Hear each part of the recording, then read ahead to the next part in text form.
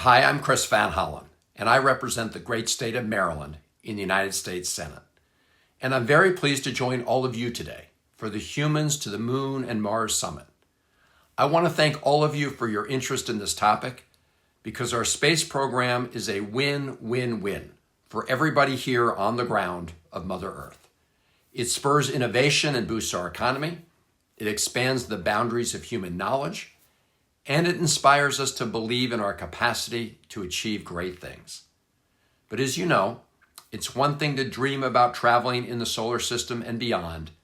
It's another thing to get off the launch pad. In the United States Senate, I've made it one of my missions to continue the legacy of my predecessor, Senator Barbara Mikulski, who acquired the nickname Madam Space for her decades of advocacy for Maryland's incredible space assets, including NASA Goddard Space Flight Center, the Space Telescope Science Institute, the Johns Hopkins Applied Physics Laboratory, the National Oceanic and Atmospheric Administration, and Wallops Flight Facility, which, while in Virginia, is run mostly by Marylanders. It's thanks to leaders like Senator Mikulski and leaders like all of you that our government has had a proud tradition of investing in space exploration and science, and reaping the rewards for the American people and humankind. As the lead Democratic senator on the Commerce, Justice, and Science Senate Appropriations Subcommittee, which is in charge of funding for NASA, I am committed to working across the aisle to ensure that the United States government's support for space science and space exploration remain bipartisan priorities for our government. We know the United States won't maintain its edge as the leading nation in space unless we keep our foot on the accelerator. That's why I'm a strong supporter of the Artemis program to return to the moon, not just to plant flags and take samples, but to build sustainably and collaboratively in accordance with the Artemis Accords. And I'm very excited about realizing the goal of setting foot on Mars. I do want to emphasize that these achievements and future endeavors in space are only made possible because we have had a robust space science program. So when we look at the budget, we must not pit funding for space exploration and space science against each other.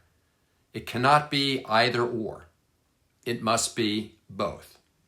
Space science is the bedrock of every giant leap for mankind we aspire to take. It gives us the tools we need to read the ancient geology of Mars and other planets and to understand their climates. It gives us the knowledge we need to detect water ice beneath planetary surfaces and to find habitable worlds. It is fundamental to understanding the heavens, but also to bringing new innovations here on Earth, including things like GPS systems and breakthroughs in material science and robotics. And of course, the amazing images brought to us by Hubble and Webb help inspire the next generation of curious students. That is why we also need robust federal funding for STEM education and scientific research. As we speak, the individuals who will one day be the first to walk on Mars and the thousands of people who will support them in mission control are probably sitting in classrooms, from elementary school all the way to graduate programs. If we want their mission to succeed, our mission to succeed, we need to give them the very best education and preparation they can get. In this time of chaos on Capitol Hill and uncertainty for the federal budget, I am still more determined than ever, not only to maintain but to expand federal investments in space exploration and science.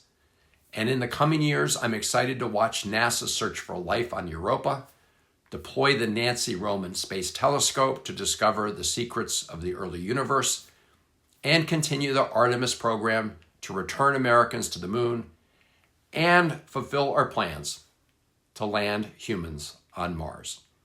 So I'll end in the spirit I began, thanking all of you for believing in the promise of space science and exploration. Generations of Americans have achieved impossible dreams in space, and it's thanks to you that we will uphold that legacy. Take care.